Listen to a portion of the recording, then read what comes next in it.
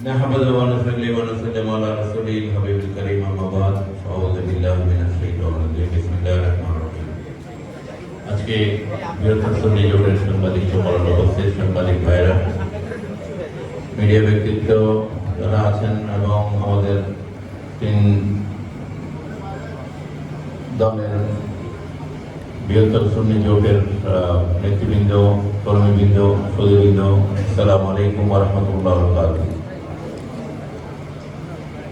বর্তমান দেশে একটা ক্রান্তিকাল অতিক্রম করছে, আমরা সবাই জানি। অন্তর্বর্তীকালীন সরকারের অধীনে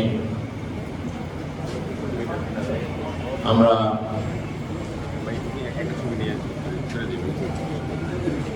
5 আগস্ট পরবর্তী যে সরকার গঠিত হয়েছে,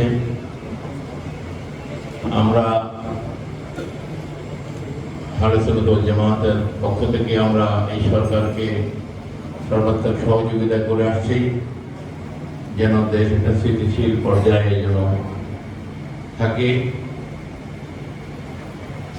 সামনে নির্বাচনের তারিখ ঘোষণা করা হয়েছে নির্বাচন কমিশন থেকে। সেই লক্ষ্য নিয়ে আমরা আহলে সুন্নাত ওয়াল জামাতের আকীদায় যারা বিশ্বাসী রাজনৈতিক দল এবং পীর মাশায়েখদের সাথে আমাদের আলোচনা চলছে।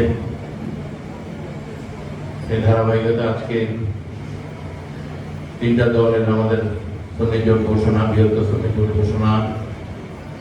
আজকে যারা আপনারা উপস্থিত হয়েছেন তাদেরকে আন্তরিক মোবারকবাদ জানাচ্ছি।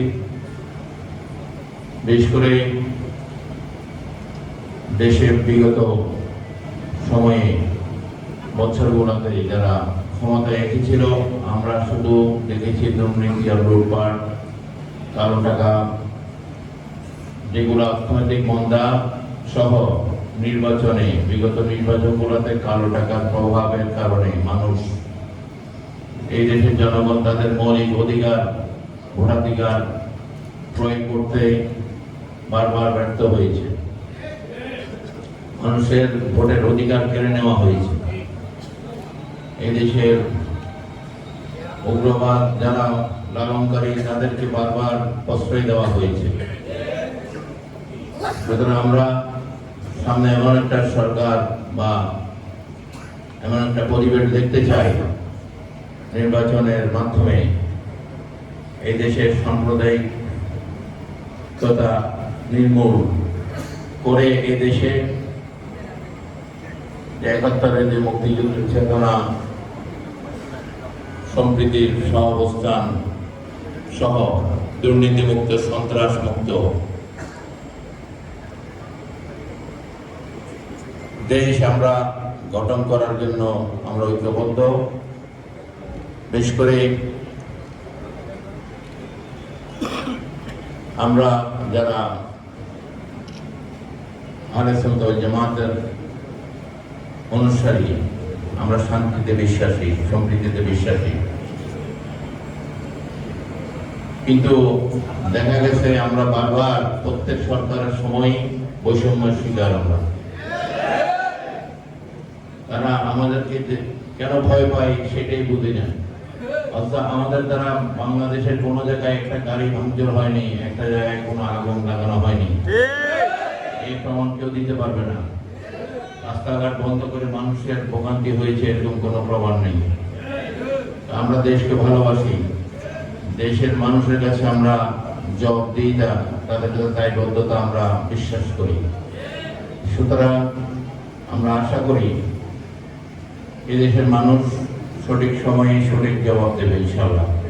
যদি পরিবেশ সুষ্ঠু হয়, আমরা যদি একটা সুষ্ঠু নির্বাচন যদি আমরা পাই, তাহলে এই দেশের মানুষ 60 থেকে 70% এই দেশের জনগণ ভোটার সুন্নি এবং তরিকাপন্থী। সুতরাং তারা সঠিক জায়গায় সঠিক মানুষকে যারা নির্বাচিত করবে, আমরা সেটাই আশা রাখি। আপনাদের সবার সহযোগিতা কামনা করছি। বিশেষ করে আজকে আমাদের মুসলমানদের মধ্যে অনেকের কারণে সারা পৃথিবীতে মুসলমানরা নির্যাতিত নিপীড়িত।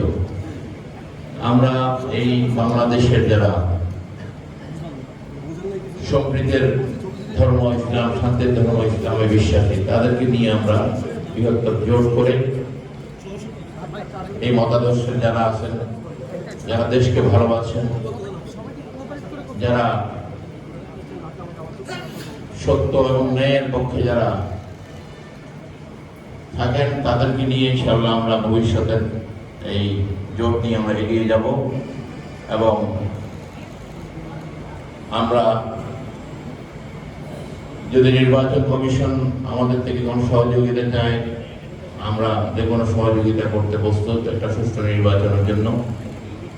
আমি আগেই বলেছি, আমরা যারা সুন্নি তরিকাপন্থী যে দলগুলো রয়েছি, আমরা বারবারই উপেক্ষিত এবং বর্তমান অন্তর্বর্তীকালীন সরকারের সময় আমরা উপেক্ষিত। সুতরাং আমাদেরকে ভয় করার কোনো কারণ নেই। আমরা এই দেশের ৭১-এর মুক্তিযুদ্ধ থেকে শুরু করে প্রতিটা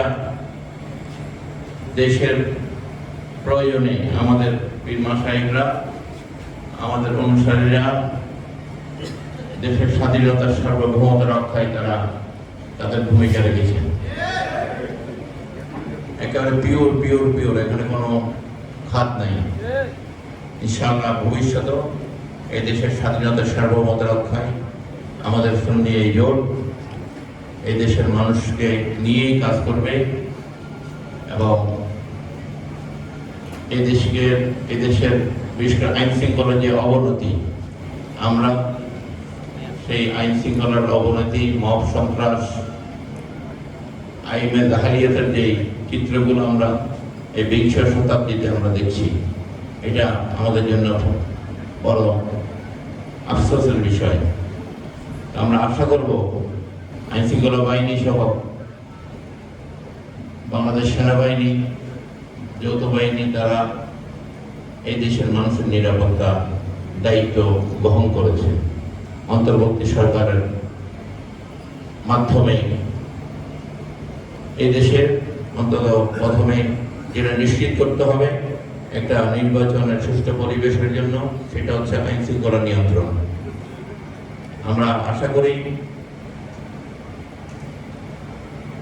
এভাবে গতকাল আমরা দেখেছি একজন রাজনৈতিক নেতার উপরে যেভাবে হামলা হয়েছে, সেটাও কাম্য নয়। আর সবাইকে আমি ধৈর্য ধারণ করে প্রত্যেকের দলকে শ্রদ্ধা, বিশেষ করে আমরা ওই রাজনীতি দেখতে চাই দেশের জমিনে, পারস্পরিক শ্রদ্ধাবোধের রাজনীতি, এইটা যেন কায়েম থাকে, এটাই আমরা আশা করি। সবার সহযোগিতা কামনা করছি। ওয়াফর দাওয়ানা আলহামদুলিল্লাহি রাব্বিল আলামিন।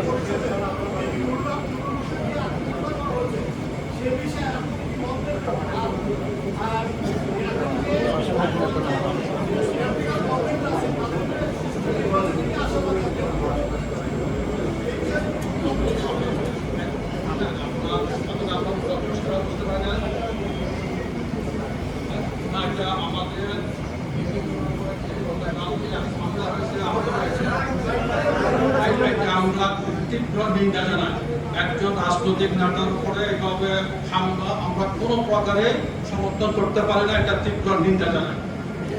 এবং আমাদের জোটের পক্ষ থেকে আমাদের ইসলামী ফ্রন্টের মহাসচিব সৌমাদ্দ সাহেব গতকালে তার মেডিকেলের মধ্যে গিয়ে তাকে সম্বোধনা জানিয়েছেন, যেটি আপনারা দেখেছেন বিভিন্ন মিডিয়ার মাধ্যমে। আমরা এরপর আরেকটা প্রশ্ন করে গেছিল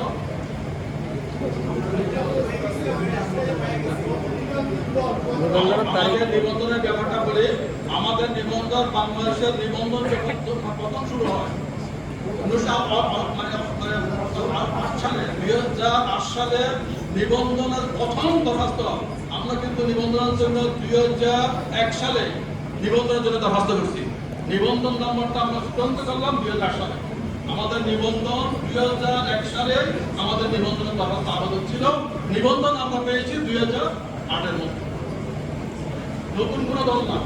এখানে আমার একটা প্রশ্ন ছিল, প্রশ্নটা হচ্ছে জামাত সহ অন্যান্য ইসলামিক রাজনৈতিক দলগুলোর সাথে আপনাদের কোনো সম্পৃক্ততা নেই, এর পেছনে আপনাদের আদর্শটা কি? আমরা পরিষ্কার করে আপনাদের বলছি, আমরা কারো বিভক্ত নয়, আমরা একটা আদর্শকে লালন করি, বিশ্বাস করি, সেটা হলো আহলে সুন্নাত ওয়াল জামাত। এই আহলে সুন্নাত ওয়াল জামাতের আদর্শের উপরে আমাদের সমস্ত কার্যক্রম পরিচালিত। এরপরে আপনি যাদের কথা বলছেন তারা যদি মনে করে যে আমাদের এই আদর্শের সাথে তারা সম্পৃক্ত হবে, তাদের পক্ষ থেকে কোনো দাওয়াত পাই আমরা পরবর্তী সময়ে বিবেচনা করব।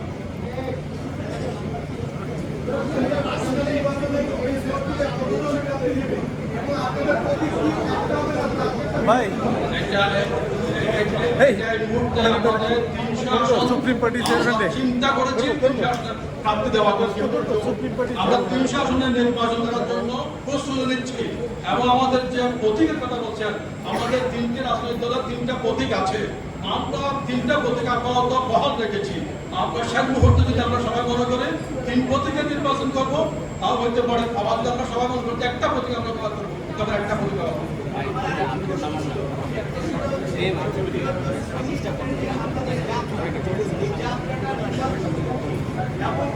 বাংলাদেশের যারা ছিল তারা কিন্তু যদি সংসদীয় আসন নাও পেয়ে থাকে, তাদের পলিটিক্যাল জায়গাটা আছে, রাস্তা থেকে শুরু করে জনতা থেকে শুরু করে তাদের কার্যক্রম চালাই গেছে। এখন এই ভোটের প্রেক্ষাপট থেকে আপনাদের নির্বাচন করতে গিয়ে সীমাবদ্ধ থাকবে না, নির্বাচন আমরা সেটা বলছি, কথা বলছি, আমরা এই মুহূর্তে ঘোষণা দিয়েছি নির্বাচনের জন্য। যেহেতু আমাদের একটা আদর্শের সাথে সম্পর্কিত 3টি রাজনৈতিক দলের এবং সমমনা দল, আমরা এটাকে দীর্ঘমেয়াদী করার জন্য আমাদের চিন্তা আছে। মাননীয় সুপ্রিম কোর্টের চেয়ারম্যানের কাছে একটা প্রশ্ন আছে। ধন্যবাদ। মাননীয় চেয়ারম্যান, আপনি গত 16 বছরে অনেকে মনে করেন যে আওয়ামী লীগকে আপনি সহযোগিতা করেছেন বিভিন্নভাবে, বিশেষ করে সর্বশেষ নির্বাচনে আপনি এই 55 নির্বাচনে অংশগ্রহণ করেছিলেন। তো আপনাকে স্বৈরাচারের দোষর বলা হয়, অনেকেই বলছে আপনি গণমাধ্যমেও এটি প্রকাশিত হয়েছে বিভিন্ন গণমাধ্যমে। আপনি কিভাবে দেখবেন এই বিষয়গুলো? আপনি কি আসলে দেশকে এগিয়ে নেওয়ার জন্য গণতান্ত্রিক পদ্ধতিতে আমাদের দেশ আছে, আমরা সব সরকারকে সহযোগিতা করেছি। রাজনৈতিক, অরাজনৈতিক, সামাজিক বিভিন্ন কাজে দেশ যেন এগিয়ে যায়। আর স্বৈরাচারের দোষর করে যে অভিযোগ করা হয় আমাদের এই দলগুলোকে, 18 সালে যারা নির্বাচনে অংশগ্রহণ করেছে, ম্যাক্সিমাম দল এই দেশে নির্বাচনে অংশগ্রহণ করেছে। এই নির্বাচন কমিশনের আন্ডারেই তারা কিন্তু নির্বাচন করেছে। আমরা দেখেছি রাতের ভোট নিয়ে নেওয়া হয়েছে, আগের দিন ভোট নিয়ে নেওয়া হয়েছে। আমি 18 সালের নির্বাচনে আমি অংশগ্রহণ করেছিলাম এবং আমি প্রথম ব্যক্তি ভোটের দিন দুপুর 12টার আগেই আমি সংবাদ সম্মেলন করে ফটিকছড়ি প্রেস ক্লাবের আমাদের সমস্ত সাংবাদিকদের সামনে আমি এই রাতের ভোট ডাকাতির কথা তুলে আমি নির্বাচন বর্জন করেছিলাম এবং জনগণকে এই নির্বাচনের বিষয়ে আমি অবহিত করেছিলাম। সুতরাং আমরা যদি দোষর হই তাহলে কখনো ওই সরকারের নিয়ন্ত্রণে 18 নির্বাচন হয়েছিল, আমরা কখনো তাদের বিরুদ্ধাচারণ করতাম না। তাহলে তাদের বিরুদ্ধে আমাদের বক্তব্যগুলো আসতো না।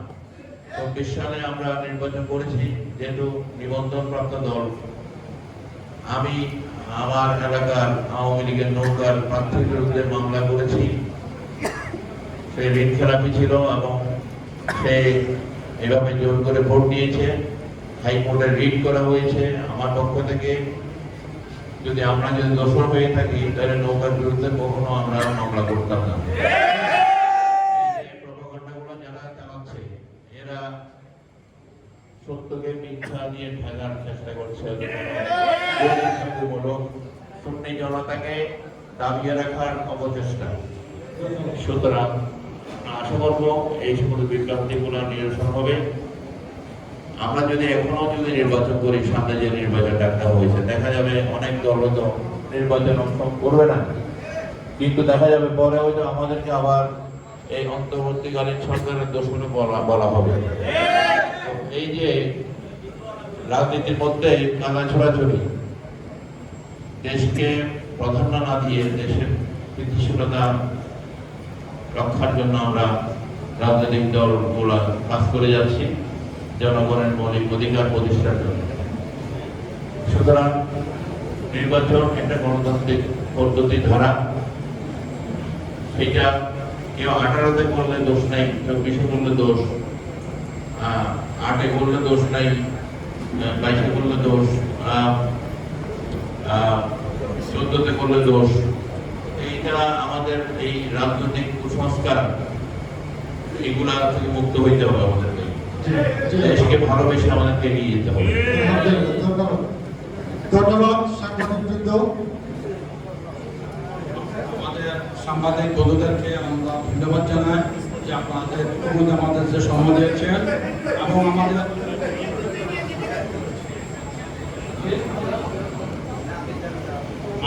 আমাদের সংবাদ সম্মেলন এখানে আমরা সমাপ্ত ঘোষণা করলাম। সবাইকে ধন্যবাদ। এখন মিলাদ ও